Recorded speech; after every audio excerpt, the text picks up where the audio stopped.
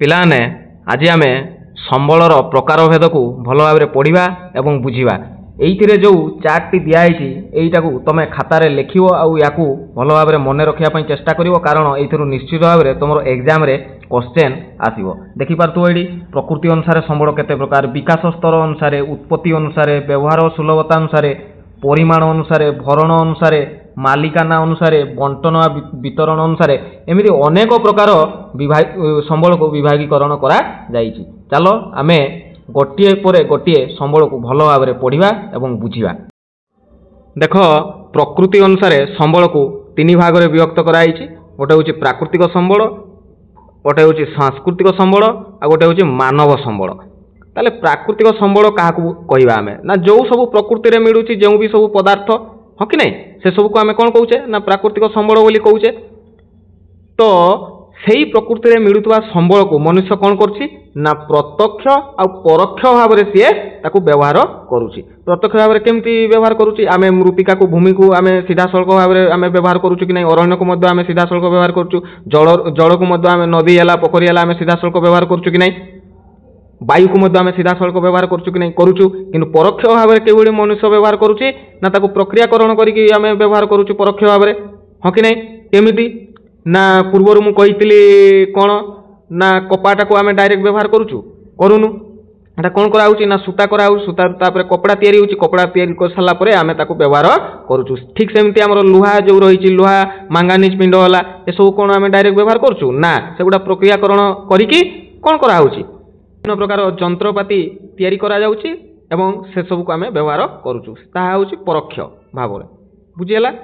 ताले ए प्राकृतिक संबल कौन सब रही ना प्रकृति में थिबा जो पदार्थ व शक्ति द्वारा मनुष्य प्रत्यक्ष व परोक्ष भाव में उपकृत होता है सेगुड़ी को प्राकृतिक संबल कहुच्छी।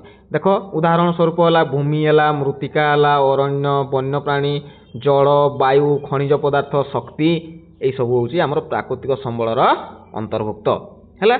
ठीक सेमती सांस्कृतिक संबल कौन ना तुम्हें मैंने जानिच मनुष्य धीरे धीरे तार ज्ञानर विकास करने द्वारा तार ज्ञान कौशल विकास करी कारीगरी आउ दक्षता माध्यम से कौन करुच्ची ना प्राकृतिक संबल को रूपांतरित करी कौन करुच्ची ना मनुष्यर व्यवहार उपयोगी करी पारिछि हाँ कि नहीं।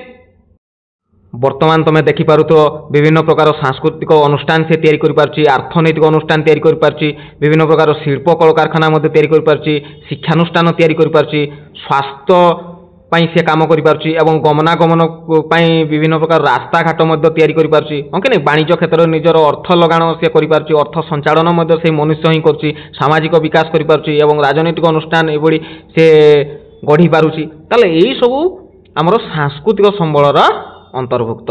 तापर आम कौन मानव संबल ना मनुष्य को स्वतंत्र भाव एक विशिष्ट संबल भाव विवेचना कराउछि कहीं मु पूर्वर कही भूगोल रे आमर मनुष्य को एक मुख्य कर्ता रूपे ग्रहण कराई कारण मनुष्य ही कौन करता है ना संबलर अनुसंधान करता है एवं निजर कारीगरी कौशल माध्यम सी तार कौन व्यवहार रे लगाई पारि थाए।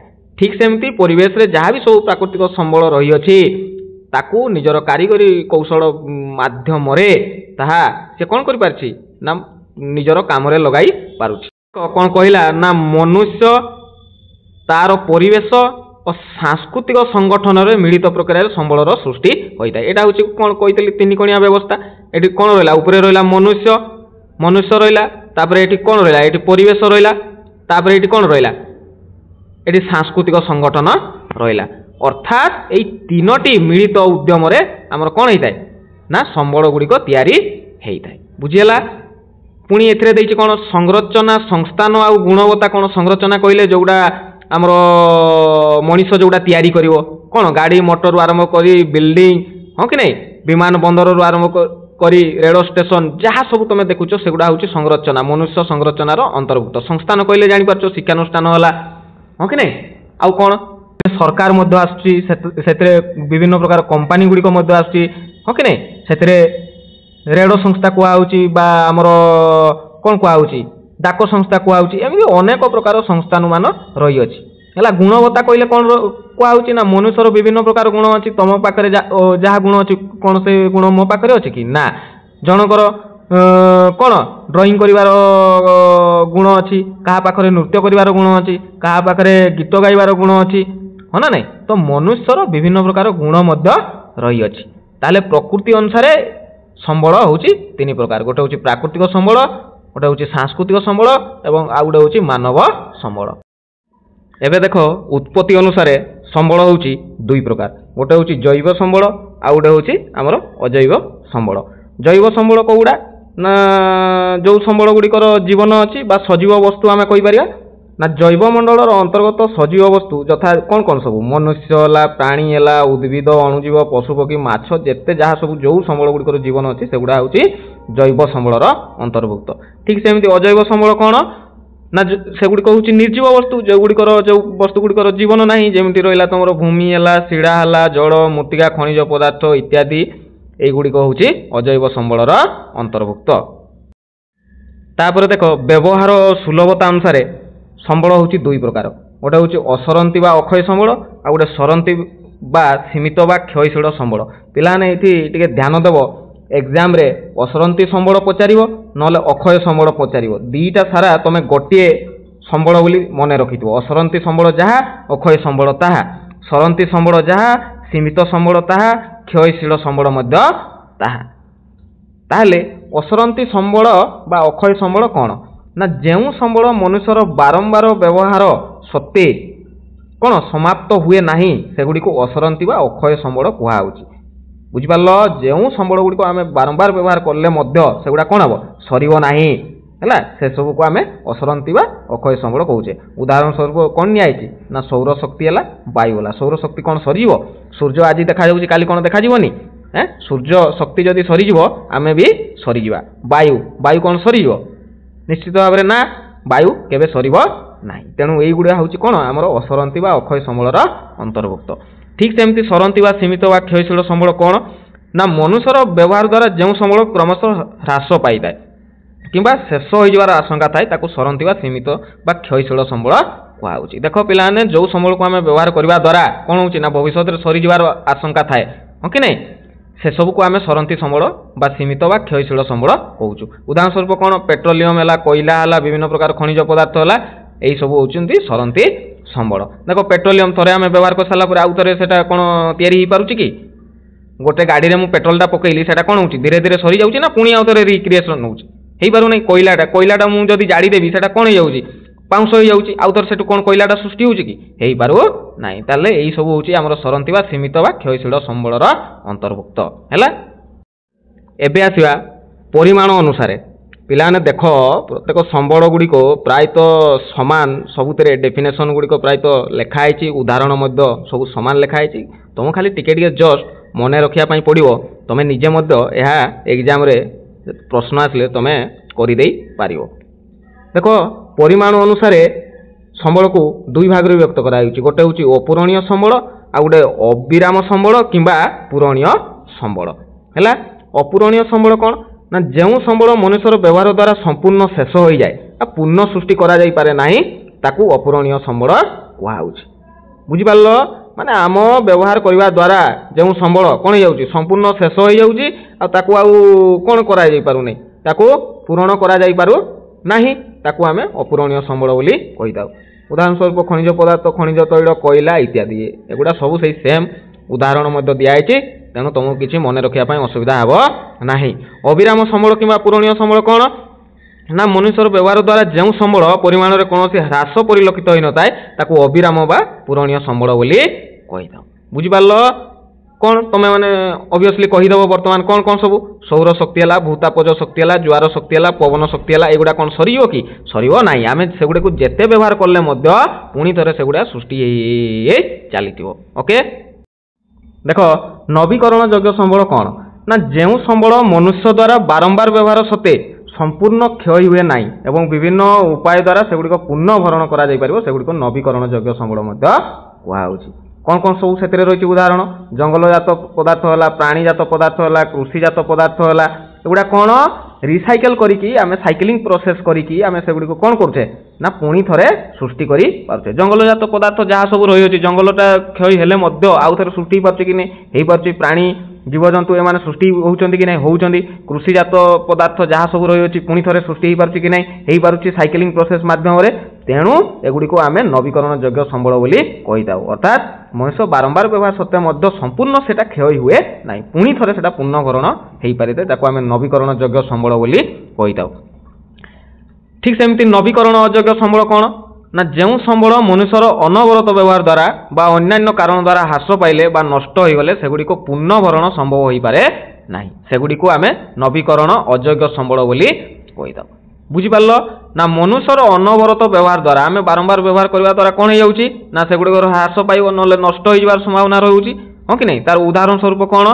ना कोयला और पेट्रोलियम बुझीगला कोयला को पोड़ीदेले कौन हो पाउंस हो जाए कोयला तैयारी हो पार्टी कि से हो पार ना पेट्रोलियम थे गाड़ी में भरी सरला से पेट्रोल आउ थे से गाड़ी भीतर सृष्टि हो पार ना तेणु युड़िक हूँ आमर नवीकरण अयोग्य संबल तापर देख पुनरुद्धार योग्य संबल बुझेगा पिला पुनरुद्धार योग्य संबल कौन ना अदरकारी धातव पदार्थ गुड़ी को विभिन्न यांत्रिक पद्धति पूर्ण चक्रीय प्रक्रिया द्वारा आउ थे व्यवहार योग्य कराई पिला तुम मैंने देखुच प्लास्टिक है टीण है लुहा है एगुड़ा तुम कौन कर ना कबाड़ी वाला को बिक्री कर दौच से कौन कर कलकारखाना को लेकिन पहुँचाई दौरान पुणी थे से कौन हो ना रिसाइकेलिंग माध्यम विभिन्न प्रकार टेक्नोलोजी माध्यम से पुणी थे तैयारी करा जाई पारुअछि जेमती रहिला तुमर भूमि है मृत्तिका है हाँ भूमि मृत्तिका आमर क्षय है माने हजार हजार वर्ष लगुच रिकवर होगापाई किंतु यार संभावना मध्य अच्छी जे पुणी थे या आम कौन कर ना पुनरुद्धार कर लुहा है एल्युमिनियम है तंबा है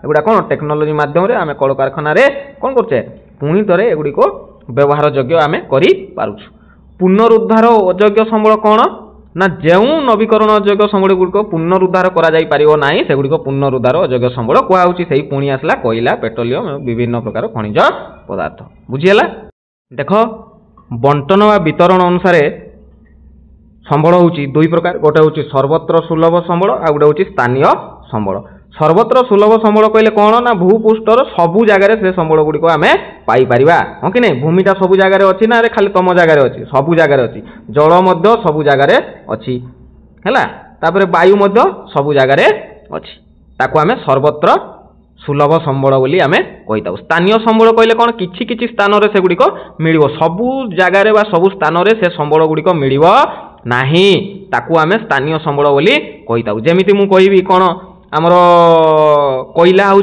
झारखंड में मिलता है हाँ कि नहीं आउ कौन बक्साइट हूँ आम ओडिशा मिलता है तापर मांगानीज हूँ आमर कौन मध्य प्रदेश में मिलता है एमती गोटे गोटे स्थान जो संबल गुड़िक रही है ताको आम स्थानीय संबल बोली कही बुझीगला देख पिलाने विकास स्तर अनुसार संबल हूँ कौन केते प्रकार ना चारि प्रकार गोटे हूँ गच्छित संबल गोटे हूँ संबल भंडार आ गोटे हूँ विकसित संबल आ गोटे हूँ आमर संरक्षित संबल ताले गच्छित संबल कौन ना गच्छित संबल हूँ प्रकृतिर गंताघरे अव्यवहृत अवस्था रही बुझीपार प्रकृतिर गंताघरे माने लुचिकी से कौन रही से संबल गुड़िक रही अच्छी ताकू आमे प्रच्छन्न व गच्छित संबल कहवा देख पिलाने गच्छित संबल न पचारिक एग्जाम रे जब प्रच्छन्न संबल पचारिदेला तुम मैंने कन्फ्यूज हो तेणु जानी था प्रच्छन्न संबल जहाँ गच्छित संबल ताहले प्रकृतिर गंताघरे जो संबल अव्यवहृत हिसाब से पड़ी रही बुझीपार व्यवहार हो पार ना ताकू आम गच्छित संबल कहूँ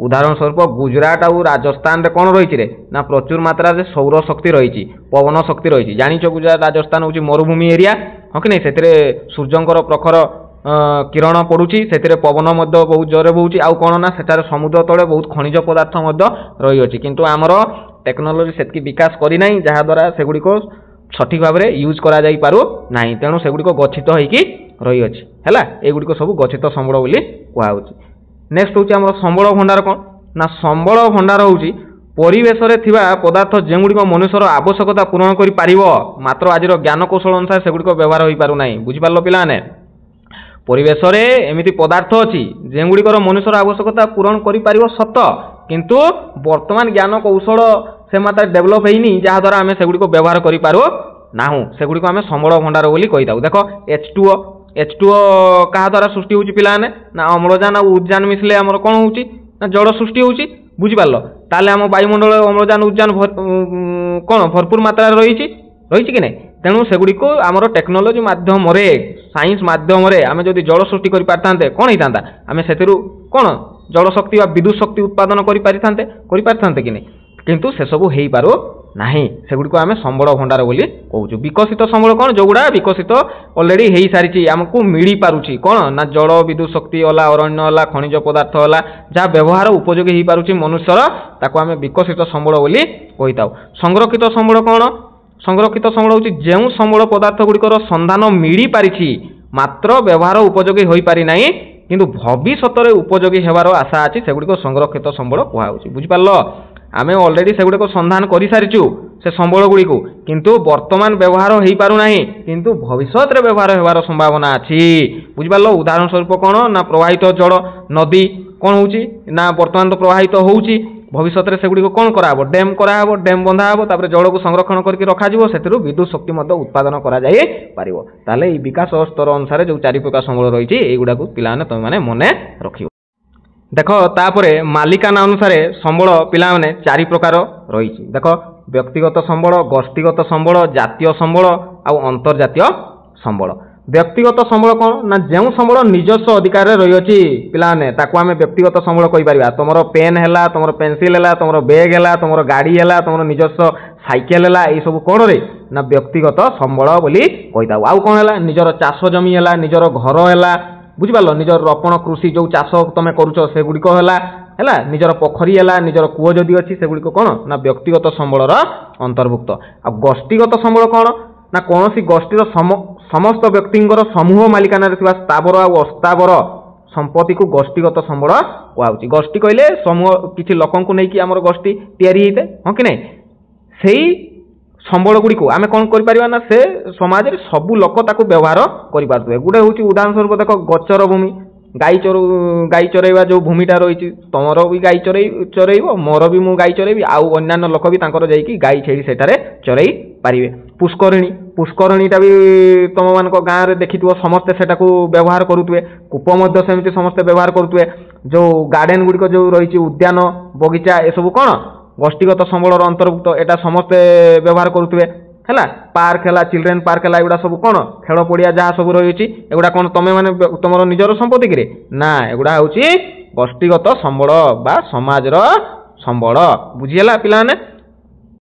देख पिलाने तापर हूँ आमर कौन जातीय संबल बुझीगला जातीय संबल एटा पिला माने मु मैपटा तैयारी करछि एते भल भाबरे तैयारी करि पारिनी तथापि तुम बुझापी चेष्टा कर ना देशर भौगोलिक सीमारेखा मध्य थिबा समस्त प्राकृतिक संबल सांस्कृतिक संबल मानव संबल इत्यादि को जातीय संबल कहुच्छी बुझिपार तुम पूर्वर पढ़ी देछ प्राकृतिक संबल कौन सांस्कृतिक संबल कौन मानव संबल कौन तो देशर भौगोलिक सीमारेखा मध्य थिबा कहले यही सब एरियाटा को आम भौगोलिक सीमारेखा मध्य थिबा जेते सबू संबल रही अच्छी ताकू आम कौ संबल कह पिलाने ना जातीय संबल बोली आम कहवा यही भितर जहाँ भी सबू संबल रही अच्छी यही भितर जहाँ सबू संबल रही ताकू आम जातीय संबल बोली कहीचु। कौन कौन सबू संबल थी बोली भाव रास्ताघाट केनाल रेलपथ खनिज पदार्थ जल अरण्य वन्यप्राणी इत्यादि बुझिपार एपरिक उपकूल ठारू समुद्र आड़ को प्राय 12 नॉटिकल माइल यहाँ मन रख एग्जाम रे पड़ो केते नॉटिकल माइल ना 12 नॉटिकल माइल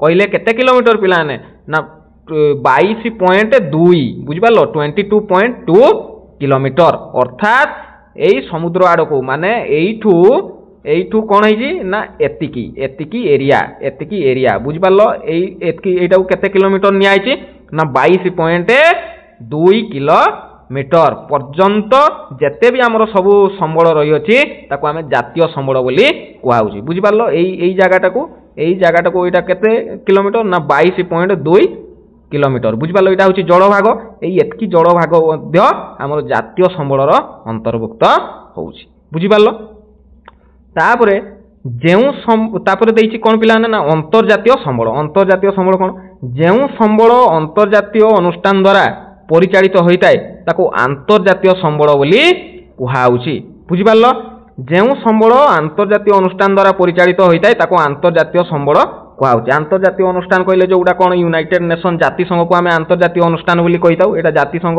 देखिपार बुझिपार तो कौन कहूँ ना समुद्र उपकूलर अन्य अर्थनैतिक अंचल अर्थात 200 नॉटिकल माइल बुझिपार केते सेटा 370 किलोमीटर ପରବର୍ତ୍ତୀ ଅଞ୍ଚଳରେ ଥିବା ସାମୁଦ୍ରିକ ସମ୍ବଳ ଏହାର ଅନ୍ତର୍ଭୁକ୍ତ। ତା ମାନେ ଏଇଠକୁ ତ ଆସିଲା ଆମର କେତେ ନା 22.2। ତା ପର ଏରିଆ ମନେକର ଏଇ ଏତିକି ଏରିଆ ପୁଣି ଏପଟେ କେତେ ଏରିଆ ଆସିଲା ନା 200 କିଲୋମିଟର, 200 କିଲୋମିଟର କହିଲି 370 କିଲୋମିଟର 200 ନଟିକାଲ ମାଇଲ ପର୍ଯ୍ୟନ୍ତ ଏଇ ଏରିଆଟାକୁ ଆମେ କ'ଣ ବୋଲି କହିବା ନା ଆନ୍ତର୍ଜାତୀୟ ସମ୍ବଳର ଅନ୍ତର୍ଭୁକ୍ତ ବୋଲି ଆମେ କହିବା। ବୁଝିହେଲା? ଦେଖ ଏହା ଉପରେ ଆନ୍ତର୍ଜାତିକ ଅନୁଷ୍ଠାନ ବିଶ୍ୱ ଜାତିସଂଘ ବା ୟୁଏନ୍ର କର୍ତ୍ତୃତ୍ୱ ରହିଥାଏ। ଏହାର ବିନା ଅନୁମତିରେ କୌଣସି ଦେଶ କୌଣସି ପ୍ରକାର ଅଧିକାର ସାବ୍ୟସ୍ତ କରିପାରିବ ନାହିଁ। ପିଲାମାନେ ବିଶ୍ୱ ଜାତିସଂଘ ଯେଉଁଟାକୁ ୟୁଏନ୍ ବା ୟୁନାଇଟେଡ୍ ନେସନ୍ ବୋଲି ଆମେ କହିଥାଉ। ପିଲାମାନେ ୟୁନାଇଟେଡ୍ ନେସନ୍ ସମ୍ପର୍କରେ ଆଉ କେବେ କହିଦେବି। ୟୁନାଇଟେଡ୍ ନେସନ୍ ହେଉଛି ଆମର 193ଟା କଣ୍ଟ୍ରିର 193 ଜଣ ମେମ୍ବର ଅଛନ୍ତି, ଯେଉଁଟାକି ଆମର କ'ଣ ଅଛି ନା ଆମେରିକା ବା ନ୍ୟୁୟର୍କ ସିଟିରେ ଆମର ଅଛି। ଆମେରିକାର ନ୍ୟୁୟର୍କ ସିଟିରେ ଏହା ତାର ହେଡ଼କ୍ୱାର୍ଟର ରହିଅଛି। ବୁଝିପାରିଲ? ତାହେଲେ ସେଇ 193ଟି କଣ୍ଟ୍ରିର 193 ଜଣ ଯେଉଁ ମେମ୍ବର ଅଛନ୍ତି ସେଇ ଅର୍ଗାନାଇଜେସନର ପରମିଶନ ତୁମକୁ ଆଣିବା ପାଇଁ ପଡ଼ିବ ସେଇ ଏରିଆରୁ, ଯଦି ତୁମେ କିଛି ସମ୍ବଳକୁ ଆଣିବା ପାଇଁ ଚେଷ୍ଟା କରିବ। ତେଣୁ ତାଙ୍କ ବିନା ଅନୁମତିରେ ତୁମେ କୌଣସି ପ୍ରକାର ସେଥିରେ ଅଧିକାର ସାବ୍ୟସ୍ତ କରିପାରିବ ନାହିଁ। ପିଲାମାନେ ଏଇଟା ଗୋଟେ ମନେ ରଖିବ, ଭେରି ଇମ୍ପୋର୍ଟାନ୍ସ। ଦେଖ ଭାରତ ମହାସାଗର EEZ ଅଞ୍ଚଳରୁ ଭାରତ ମାଙ୍ଗାନିଜ ପିଣ୍ଡ ଉତ୍ତୋଳନ କରିବାର ଅଧିକାର ପାଇଛି। ବୁଝିପାରିଲ? ଇକୋନୋମିକ୍ ଏକ୍ସକ୍ଲୁସିଭ ଜୋନ୍ ଯେଉଁଟାକୁ ଆମେ କହୁଛେ, ସେଇ ଯେଉଁ 370 କିଲୋମିଟର ବା 200 ନଟିକାଲ ମାଇଲ ଭିତରୁ କ'ଣ ଅଧିକାର ପାଇଛି ଆମର ଭାରତ ନା ମାଙ୍ଗାନିଜ ପିଣ୍ଡ ଉତ୍ତୋଳନ କରିବାର ଅଧିକାର ପାଇଛି। ତାହେଲେ ଇଏ ଥିଲା ଆମ ସମ୍ବଳର ବିଭିନ୍ନ ପ୍ରକାରଭେଦ। এইଗୁଡ଼ିକୁ ଭଲ ଭାବରେ ପଢ଼ିବ, ବୁଝିବ। ଯେଉଁଟା ବୁଝିପାରିବନି ମୋତେ ପଚାରିବ। ବୁଝିହେଲା? ମୁଁ ନିଶ୍ଚିତ ଭାବରେ ତୁମର ଡାଉଟ୍ କ୍ଲିୟର କରିବା ପାଇଁ ଚେଷ୍ଟା କରିବି। ଆଉ ଯାହା ରହିଲା ନେକ୍ସଟ ପାର୍ଟରେ ମୁଁ ନିଶ୍ଚିତ ଭାବରେ ତାକୁ ବୁଝାଇବା ପାଇଁ ଚେଷ୍ଟା କରିବି।